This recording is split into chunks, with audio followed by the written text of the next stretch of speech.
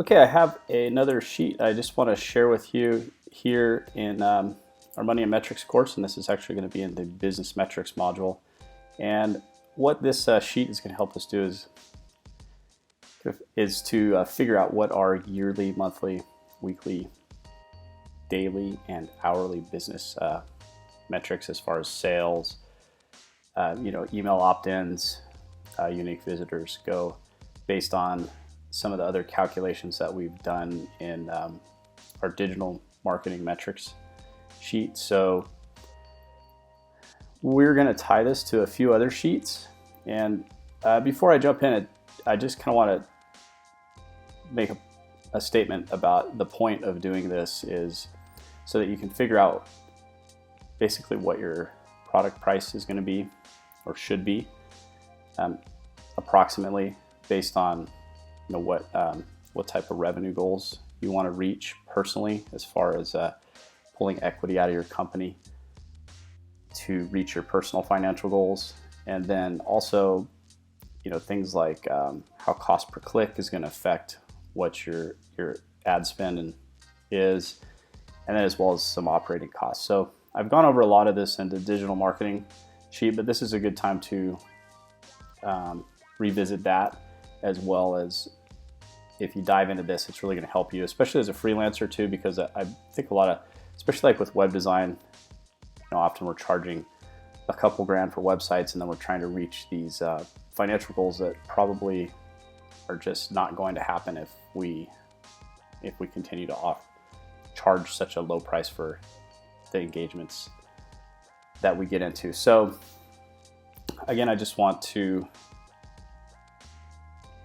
refresh some of our memory here, which is going back to like our goal formula. There's a video about that where if we have our annual baseline expenses, and then we determine kind of what we want our dream lifestyle to be, we would create a multiplier. So for example, if our baseline expenses are $54,000 and we figured out that it would cost us about $500,000 a year to live the life that we really want to live, as far as purchasing cars or going on vacations, things like that. It's this is like our dream lifestyle. It's not necessarily saying that this is going to be a reality for many people, but it is a reality for a lot of people. So what the first step is to kind of figure out what that is going to cost, and then add in some margin. Obviously have taxes, and then we're going to come to an income to support our annual lifestyle. And then based on what our projection needs to be to support that, once we retire, then we're going to need to reach an annual required annual income. So what I would do there is I would carry that over to this sheet, and then I have this sandbox sheet here, which would be like equity. So if you were to enter in that lifestyle annual lifestyle goal there, whether that's $2.5 million or $25,000 a year, you just go ahead and enter that in there, and then that's going to carry. It's going to calculate here based on product price, as far as like our customer value. I have lifetime value here, but like for this purpose, let's just say that it's 1 year, and the price of our product is a one-time purchase, but this could also be the value of a customer for a year. And then based on our LTV to customer acquisition cost target, then it's going to give us a revenue goal, and then a conversion sales goal, which this field will then carry over into this first field here under CV, which is cell C2. And then again, if you click on that, you can just see that that field is pulling it from sandbox B12. So then based off of this, it's going to it calculates the revenue, and then working ourselves backwards, I have some benchmark metrics on this other sheet that we've reviewed, which is benchmark metrics. So we can go here and change some of these based on what maybe we think that an industry benchmark is. So for example, I just have those fields hidden, but we can can go ahead and unhide those. But what I'm going to do is kind of go through these and adjust some of these metrics to just show you how this sheet works for annual, monthly, weekly, daily, and hourly goals. So let's just figure that we are paying a cost per click of 25 cents. We have an email conversion rate of 3%, which means that for every 100 visitors that lands on our page, 3 of those would opt in, and then out of every 100 visitors on our list, we get about 2.5% of those would actually make a purchase. So based on those metrics, this is what we would be operating at. We would generate 1,878 sales, which would generate $3,750,000 in revenue. And in order to do that at a 2.5% conversion rate of our opt-in list, we'd need to have 75,000 subscribers, and which means at a 3% email conversion rate, we would need to have 2,503,756 visitors, unique visitors to our site that were opting in at a 3% opt-in rate. And that would be annually. And then if we were spending 25 cents per click to drive those unique visitors, this is approximately what we would expect to spend in ad spend. And then again, operating costs, that is going to be derived from this other sheet, operating costs. And obviously this would change. So like if you have a team, go ahead and add these in. For this purpose, I'm just going to keep it really simple. I have a few basic softwares and hosting. So, between like ActiveCampaign and DreamHost, Google Suite, and then some other tools I use, just say a monthly expense of $106. And then I'm going to be multiplying that by 12 to have an annual cost of $1,283. Now, again, I would expect that if we're doing this much in revenue, that we're going to have some higher costs than this. So we'll go ahead and play around with that in a little bit. But first, let's just get through here. So then we have our profit, which would be our ad spend plus our operating cost, and then we're going to subtract that from our revenue. So we would end up with an annual profit of $3,122,778.05, which would mean we're operating at an 83% margin, and our customer acquisition cost is approximately $334. And then our customer value to our customer acquisition cost is 5.98, which is actually pretty good because I'd say an optimum is 3. So if our ad spend is producing, 3 times the amount that we're spending on our cost of ads in revenue, or our total operating cost plus our ad spend is 3 or higher, that's going to be better because we're able to reinvest in our business and grow our business faster. So again, I would look at a model like this very skeptically, and that's one reason why I'm sharing this sheet with you, is because a lot of times when you see programs, they're going to tout these revenue, the amount of revenue. They're not really going to dive deep into things like ad spend or operating costs, when they're marketing and promoting these programs. The same with doing, freelancing. If you're going on sites like Upwork, you need to factor in things like the time you spend on everything, really putting together your portfolio, producing, any kind of videos, writing proposals. All that stuff should be captured as, time spent, because if you ever need to scale your business, you need to be able to replace yourself with somebody that is going to become an operating cost. So I would say that, operating at 83% margin is probably very unlikely. So let's just kind of look at some more realistic numbers here. So for example, I saw something that said that the average cost per click in 2020 for Facebook, for example, is about 97 cents per click, and clicks range between $19 and $3.20 cost per click.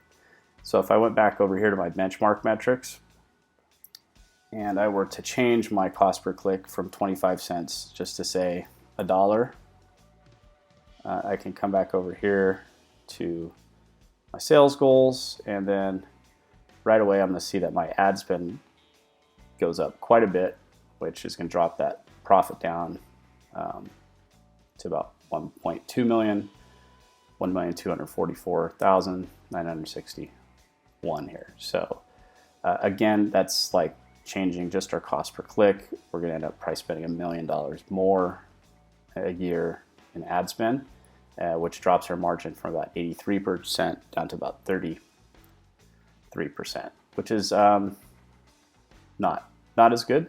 And then again, we're operating below an LTV of 3, which means that even though we're making a profit, it's probably not going to leave us much room to reinvest and grow, grow the business faster, so to speak. So something else we could change is, say, our email conversion rate again. And then what I always like to do is do a little bit of homework and try to figure out what the industry standards are for the time. So at the time I looked this up, was basically from a study from Sumo saying that an average across the board was 1.95%. 4.77% would be an excellent email conversion rate. And again, email conversion rate is a percentage of visitors that, like, if you have a lead magnet, whether it's a webinar or a report, or you're doing a product launch, these are the percentage of visitors that are sent from cold traffic that would opt in to take you up on that offer, whether it's to watch your webinar or download your report, etc. So 4.77% would be excellent, and 6.5% would be top. So let's just mess around with a couple of these numbers. We'll change it from 3% to 1.95%. So I'm going to come in here and I'm going to say 3% to 1.95%. And then we're going to come back over here to our sales goals. And then you can see that that's going to change our number of unique visitors. And then it has a significant effect on our profit, because our ad spend goes up, because now at $1 a click we're sending more visitors to our site, and we're not really, in order to reach this revenue goal that we had set of selling 1,878 units basically of our product or service. And again, that is derived from our conversion goal based on our equity goal and our revenue goal. So carrying that over, our revenue goal is $3,750,000. But if we're spending $1 cost per click and we're just aiming for revenue and we're not watching our ad spend or our conversion rate, then we're going to be going backwards and losing money. Okay, so let's just say, for example, we do a really good job and we're in that top percent where we get 6.5%. 6.5% email conversion rate. So we're going to change this and come back over to our annual goals. All right, now it's going to drop the number of unique visitors that we actually need to send to our site. We're still reaching our revenue goals, and then our ad spend drops because obviously we have less unique visitors. So our profit goes up, and now we're operating at about a 70% margin, 3.24. So 3.24 customer value to customer acquisition cost. So this is probably like a healthy spot to operate. But again, 6.5% would be like the top. You're doing well. You have a really good offer. People are excited about what you're you're presenting, and then you're rapidly building a list. Now again, as far as email opt-in goes, if you're managing a list with 75,000 people on it, I'm probably going to assume that your operating costs are going to go up as well. So let's just say that rather than having an entry-level, say, email marketing platform, we need to upgrade to something higher, and maybe now we're spending as much as, let's just say we're spending as much as $300 a month for that, and then hop back over here to acquisition costs. You can see how our operating costs go up. Now, again, I assume there's probably going to be some other, looking for operating costs. Okay, so I'm going to assume that you're going to have some other fees in there as well. You're probably going to end up having to do some graphic design, maybe have a little bit of help with your web server. So all these are going to be expenses that we're going to need to calculate as well. So let's just say, for example, you do spend $5,000 on graphic design. You spend $5,000 for the year on a web, some web dev, server optimization stuff. Maybe you just hold all these roles, and then let's just say that because you have a lot of web traffic, your hosting fee actually goes up to $300 a month. All right, now you see your operating costs actually go up quite a bit there. So again, we can change that. Like if we were like, okay, well, we don't really need a web developer and a graphic designer for $5,000 a month. Maybe it's $500 a month on a retainer.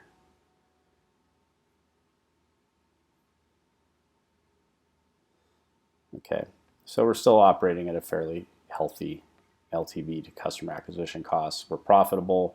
We're right in that range of being able to meet our life, dream lifestyle goals. And then across the board, like we have a good email conversion rate, kind of a healthy conversion percentage. So we're kind of between being realistic and great. And then again, 10% is phenomenal. This is like you have something that people just can't really, they have to have it. So 10% of your list is converting. That's phenomenal. But again, 1.5% is realistic. So let's take a look at that. Let's just say, well, if 1.5% is realistic, I can go in here and I'm going to change my conversion rate to 1.5%. And again, this is the number of folks that are on our email list of subscribers that are then going to be taking us up on purchasing our offer.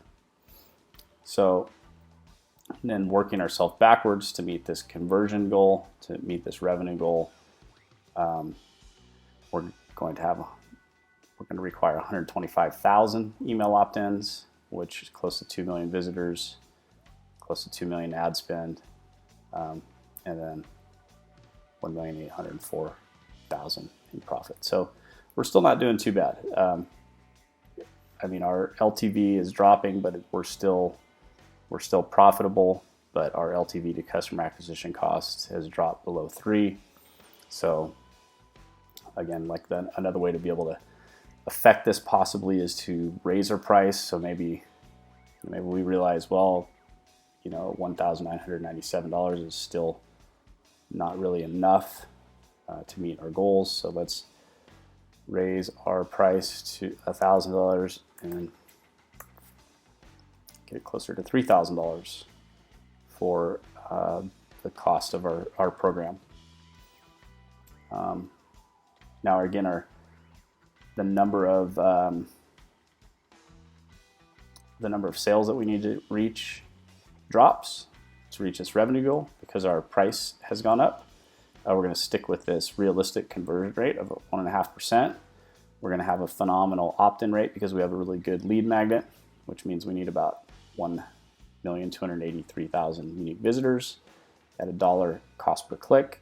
So we can anticipate spending about $1,283,000, $334 on ad spend. And then I'm probably undercalculating here for operating costs, but just say it costs you $20,000 in operating costs. you could maybe add another $100,000 on there for the year if you wanted to. And then we're still operating close to the profit that we were looking to reach. And we're getting closer to 3 as far as in LTV to customer acquisition cost goes. So since these are probably pretty big numbers to be thinking of, let's just do another scenario here. If you want to stick with me for a few more minutes, let's look at this like maybe we're a web designer. And I would say that unless you have a big agency, it's probably unrealistic to think that you're going to make $3,750,000.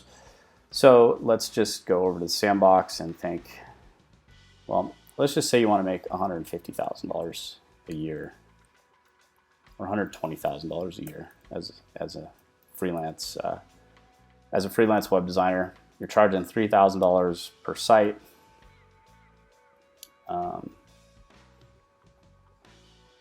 So you're going to need to do 60 websites a year at these same rates. Like if you're running ads at $1 a click, you need to build up a decent email list and then be converting about 1.5% of those folks, and you're doing 60 websites a year, which I think is kind of out of control. Like you would never be able to do that. That basically means that every week you need to be finishing at least one website for close to $3,000. That's actually would be more than one website on average. So this kind of like, well, this field here rounds up or down. It's not just this isn't a whole number. So again, I would just say 1 to 2 websites a week at $3,000. So that means you need to be doing all the work, closing the sales, getting contracts signed, collecting money, setting up your projects, managing your projects, and then at the end of the year, finishing 60 websites all on your own if you don't have any operating costs. Since I find that pretty unbelievable that you'd be able to do that without a team, I think that your operating costs would probably go up quite a bit. So let's say even just you had one person helping you, or 2 people. Say you had 2 overseas, you had 2 developers, a developer and a designer helping you with this stuff, and maybe you have a content marketing officer. And I'm just doing like maybe these are part-time people that you're just paying on a retainer, because I think if you had somebody full-time to help with this, then their salaries would definitely need to be in these zones, especially if they're US based. So again, we got operating costs, and then you'll obviously see that your profit is not going to be reaching that nearly what you were expecting it to. So maybe even though you're generating $180,000 a year in revenue, selling $3,000 websites, and you feel like you're doing pretty good because you have a couple team members, you're spending some ad spend, you as owner are probably only going to walk away with about $20,000 a year before taxes. And then your LTV to customer acquisition cost is cutting it very thin. You're investing money and then just barely even getting a return on it at all. So again, operating at all these same conversion rates, email conversion rate, maybe keep the same people on. And then we're like, well, we're not going to do these cheap websites anymore. Let's do something more in the range of, let's just focus on our cheapest website is going to be $20,000. So if we're going to do $20,000 websites, we'd only need to do 9 sites a year to reach that goal. And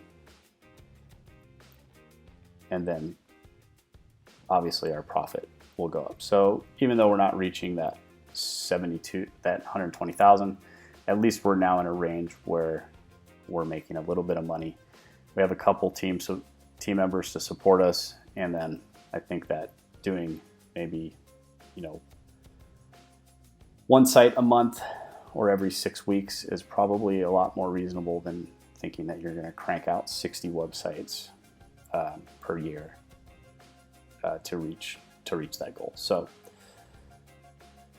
again, guys, this is something that's going to be unique to all of you.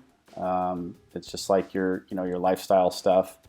I don't want to misrepresent that like this is the type of money that I make, but what I am doing with this stuff is it's basically identifying these goals, based off some baseline expenses, and then I have other sheets here that I'm going to go over as far as like lifestyle income projects go, so that you can figure this out. It's basically what you do is you just want to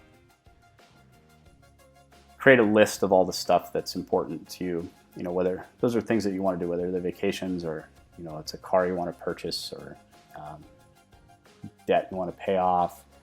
Maybe it's a new bike or any number of things. Just go ahead and list it. And if you come up with like a number, you'll be able to figure out, well, if I was to live like this year after year and pretty much had that baller lifestyle, then it's going to have a number, So this is going to enable you to also do good things for other people. So rather than just staying stuck at like that, just covering your expenses, what I want to do through this course is get us all to a point where we're thinking about how we can get to this bigger number instead, and then tie that in with our calculations. So again, as a web designer, I rarely have had opportunities to charge higher prices in the past, but I have done projects where they've exceeded this for as far as the contracts have gone, and it's worked out much better. The people you work with are better to deal with. They understand. Typically there's more respect for your time and the budget. You usually get paid on time. There's none of this, oh, that wasn't in our budget, or trying to get more out of you. You've already done a lot of work. I can't tell you how many times I've charged $1,200 or $2,500 for a site, thinking I just do it because I can just crank it out and get it done, and it almost ends up being more work than it has ever been on doing like larger websites. So again, if you're doing web design, probably want to start thinking about doing bigger, higher project values, and then figuring out how that's going to work in with with your marketing. How much do you need to spend a year for marketing? How's that going to work out? Again, this number should probably always be 3 or greater as far as what the value of your customer is based to compared to what it costs you to acquire those customers. You can either add in operating costs if you want, or just base it off of ad spend.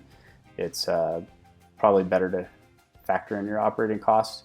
But like if, for example, I was to take out these operating costs and just go back to, you're still going to have people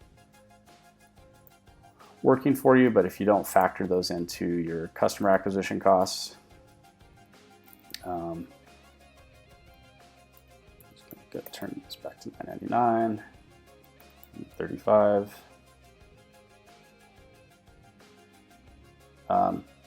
You can see that just you'd have some room to spend more on ad spend, because now basically the return on what we're spending on each customer is $1,168, and then we're profiting $169,000 because we're only spending $9,230 on ad spend, and we're not really calculating in the costs of employees. But again, that's something you need to think about personally. whether or not, like, if you could run this business on your own, you have more, you have more profit to reinvest into maybe getting either more customers or like a higher value customer. So again, like maybe, rather than doing $20,000 sites, you do $40,000 sites. Now you only need to do 5 of those a year. Let's see, maybe you do $50,000 websites. So if you're doing $50,000 websites, maybe you only need to do 4 of them a year, 4 or 5 to reach that revenue goal. Your list size is a lot smaller. Again, there's a theory about your like your 100 hit list. So basically, what that is you want to come up with a list of the top 100 companies that you would like love to work with, and then those companies become the people that are on your list that you're marketing to. So if you can offer them that service and it's priced here, you're going to do a lot better, because your ad spend, or you'll have more to spend on ad spend. You have more room for profit, and your LTV to your customer acquisition cost is much higher. So there's a lot more room here to reinvest a portion of this profit into into ad spend.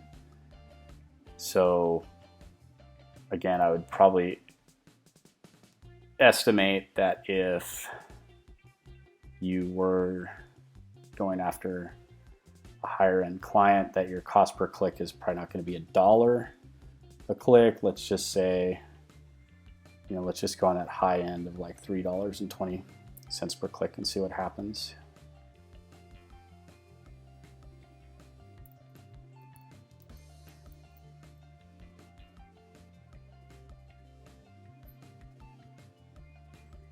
All right, so yep.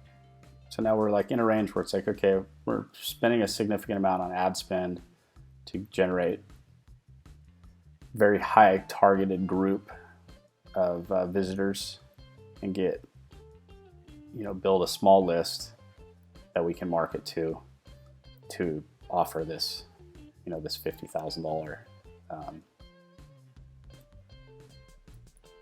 service. And we still have more room. So again, now you have room to play with the cost per click, because your ad spend could go up.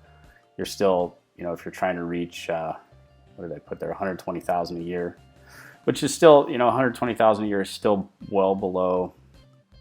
I think this is a reasonable income to think about getting to, but it's not really, again, it's not really ideal. If you go back to some of the other video I have about personal income goals, or that needs are not financial goals, I did identify that about 250,000 a year is, I think, what probably our baseline should be. So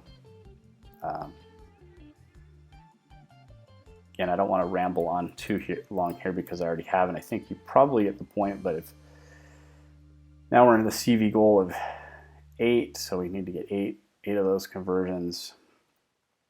Now we're well above the profit, but now we're doing 8. We're doing 8 projects a year. So I'd probably raise that price again.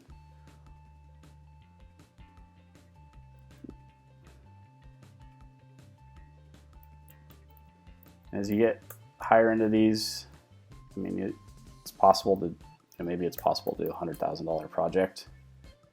They're out there. I know that they exist. I've never done them before, but then that would mean you'd have to do four projects a year, almost 4 projects a year, 3 or 4 to reach that. But let's just round up, call it 4.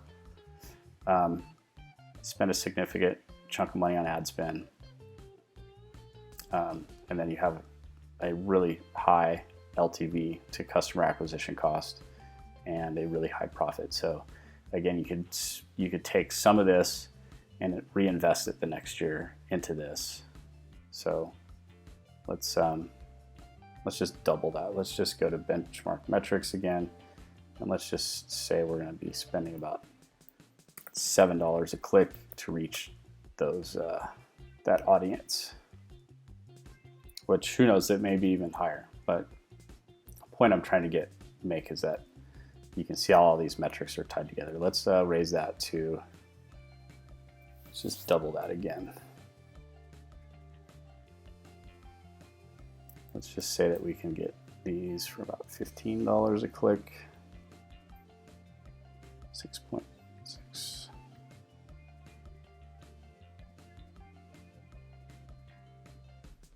Let's try $25 a click.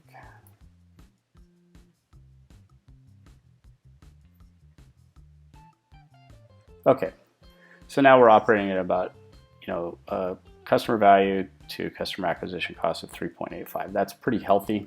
We can afford to spend about $25 a click, about 100 grand a year on ad spend, do 4 projects, acquire 4 projects at $100,000, and then we have a profit of $277,000. So again, operating costs in here, I'm not factoring that in right now, but yeah, that would probably throw that off again. So then that would mean that I would probably have to reduce the cost per click if I wanted to support a team.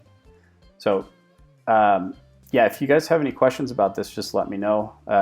If you want a copy of this sheet or need to do any kind of like one-on-one coaching through this type of thing, please reach out. Let me know if you're interested in my program. Please subscribe.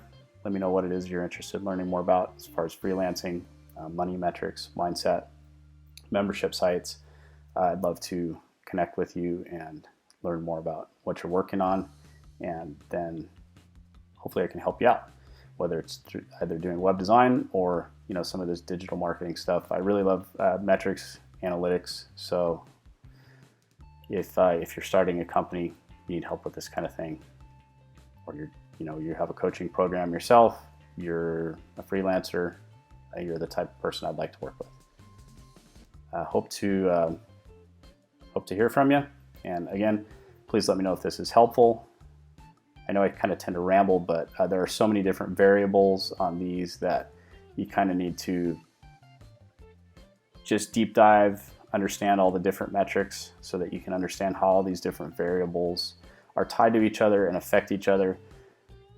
And not undersell yourself, not lower your prices too much. I know that we all got to do what we got to do, but if, like, for example, you're tying product price to the number of sales and projects that you're going to be working on per year, you also need to dive into like your personal capacity, figure out what's possible for you, and then what your bottom line is going to be at the end of working all this stuff. Because otherwise, I make the same mistake.